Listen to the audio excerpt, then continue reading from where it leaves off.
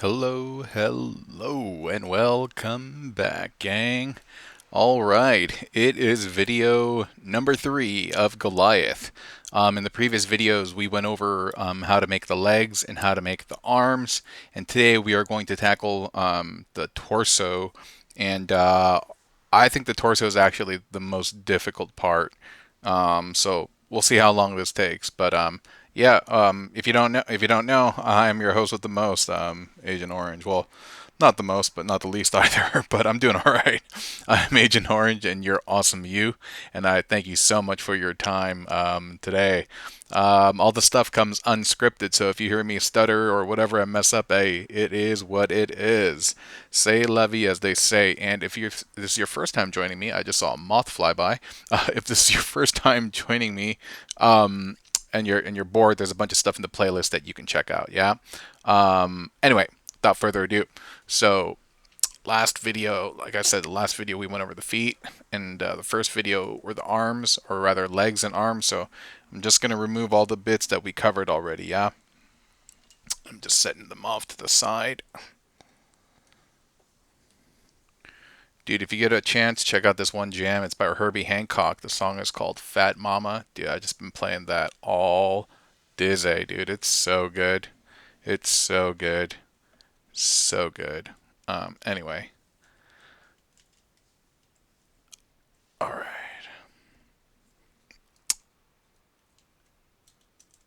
All right. So that's the chest. This is the torso. And dude, I think it looks insane. I think it looks great. Look at that. Look how much presence that conveys. Look how beefed out it is. And there's so many good things to like about it. That's the side profile. And look at all of this stuff, how it just kind of hugs everything. I'm really, really proud of this build. I'm really, really proud of myself and endeavoring, to get this just right. And I don't know. I'm really pleased and nonetheless happy at the finish line of putting together this video. Hold on for 1 second. I just feel like my light is really dim. Oh, weird. All right, I don't get it, but that's fine. I think y'all can see this clear enough. So I think the easiest thing that we can do is we can pop his head off. And you'll see that this entire section, the head and his little backpack and the outer part of the tail, because this all plugs in like that, like chop, is this external section. Yeah, this little middle bit will the little tail part of Paleotrex will fit into this gap. That little dark peg will plug into the socket, the little port up at the top. And then the hand, oops, and this bit over here. So I mean, if we just go over this is obviously the combiner head from Wing, and it's inside the Styracosaurus. Yeah, Ractonite's face. And then at the crest, the dino face, the crest where you would put the tiny spears, you plug in Paleotrex's thighs, and at the little peg right there, you plug in Wingfinger's foot. And then you have that draped down. Then you got the rack tail over there. And what's really cool is when you connect everything, like I said, the head bit will plug in right there. Paleotrex's tail bit will fit between these legs. It doesn't connect, but then the rack hand or the wing hand will hug that little rack tail like that. It's so cool. It's so cool. But anyway, let's put this off to the side for a second. Okay. Okay. I don't even know where to begin. I don't even know where to begin, actually. You know what? I think I know. I know. All right. Well, this is the kind of the butt, and like I said, this is where like the tail was draped down, and this is the waist piece that connects everything. If you see, there's a connection right there. There's a connection right there, and there's a connection right there, which means very, very, very sturdy. That's not coming apart. Yeah. But we're going to dislodge it right now. We're just going to take off that first bit. There we go. And it's that little port, that one right there, plugging into that little peg from the Ractonite dinosaur face, like that, right? And so we're going to remove that. And then we're going to remove this bottom bit too. And then later on, if I can remember correctly, we're going to fit that back on. So I'm going to move that to the side. Oh, yeah, and this is the Paleo buckler, Paleo dino face, and rack hip covering. Okay, this part was fun, but oh boy, what a chore. Because again, this is also very secure. This is also very secure. And in order to make it like so, okay, some parts got adjusted as I shook it. But in order to get it like that, there are a couple of things I had to do. So first, how do I do this? How do I do this? Okay, you know what? I think we can do it by this. This is the key, the keystone. This is the locking mechanism that helps with all the pressure and like holds all of this in. But first, before we even do that, there's so many cool things. See how these things like screws, the Paleotrex face, are going through the Wingfinger fist and plugging into the rack tiny leg. Dude, that's so dope. That's so dope. And it's like, you know, Frankenstein, the screws on Frankenstein's neck, you know, they're just like the monster's neck. It's screwed in there, and like, dude, it helps with all of that. But like I said, this is the keystone. This doesn't connect to anything else, but it does connect to these two things. And so I think if I pop this off, most of the connection, I believe, will come off. And so I'm going to start just, okay, we just remove one side. And then, so this is from the front.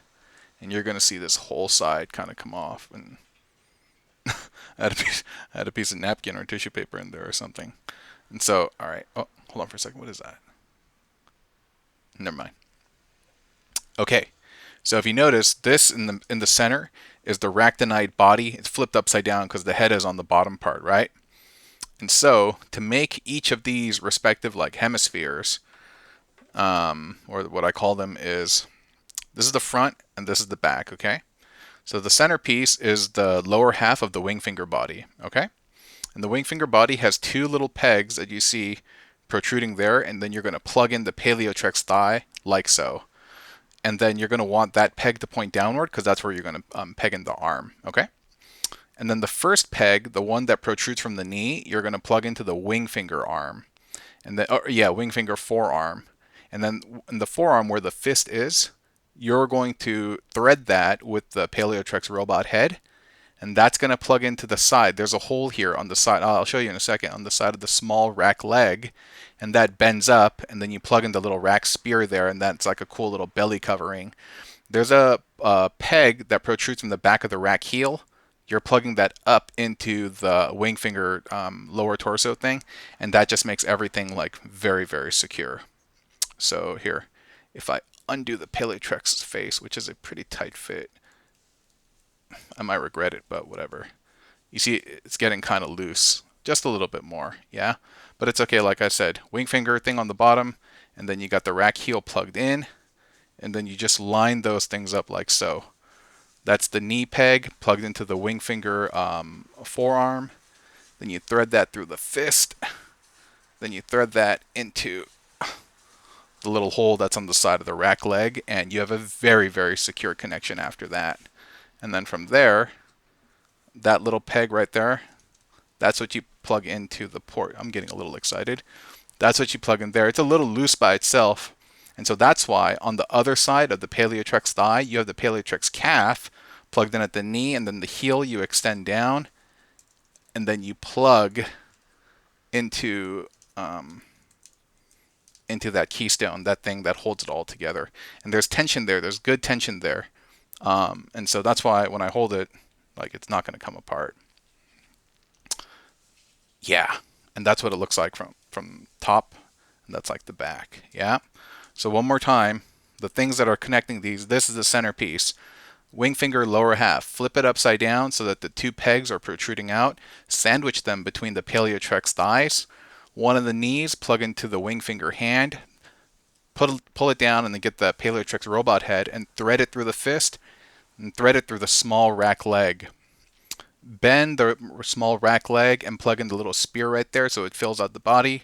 And then the heel you plug up into the Wingfinger lower torso again. I hope that was clear enough. And so that's what that looks like.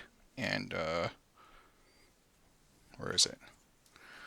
Yeah, and so when you plug this in here, remember that part goes right there, and then that part goes right there. So, like so, and then like so. Okay, I need that little piece of paper because the wing finger peg is kind of a loose fit, but it's okay. It should be good enough to finish this video, I hope. Okay, so that's the torso. And now this kind of a slightly tricky bit is you take this, you sandwich that over the top, and then get the tail to the little tail to stand between the middle of the thigh. Plug in the wing finger foot, and there we go. And there we go. There we go. Beautiful, isn't it? Beautiful. I think so. And let me see if I can plug this guy in without embarrassing myself. Let's see. Let's see if we can get everything together for the coup de grace, coup de grace, the finishing move, signature move. You know, it's funny, I got two brothers, and one of my brothers, like me, is really big into MMA and like UFC, and one of my brothers is not. But from my one brother who is into that stuff like me, both of us were big on pro wrestling, while my other brother who's not into that stuff was not. I wonder if there's some type of relationship, you know? There's some type of relation there. Like pro wrestling, I think it's cool because I think it's combat theater, dude. It's like, yeah, it's a play. Yeah, it's quote unquote fake. I mean, they're not really fighting. Those are real physical moves though, and they are getting hurt, and that's all real, you know. And so I just consider it a combat theater, which I still think is cool. It's like watching people joust, not for real, but you know, still it's cool. Yo, so that's him. That's our guy, Goliath. Yeah, that is Goliath, and I am David. No, I am Agent Orange, and it's been a pleasure recording these 3 videos for y'all. If any of y'all are out there and you have 3x3x3, 3 racks, 3 paleos, and 3 wings, I encourage you to go ahead and check it out. There's a lot of great things you can get out of making other people's builds. I do it all the time. And then you learn actually, and then you add that learning to your own, and you become like the Borg, and you just I mean, yeah.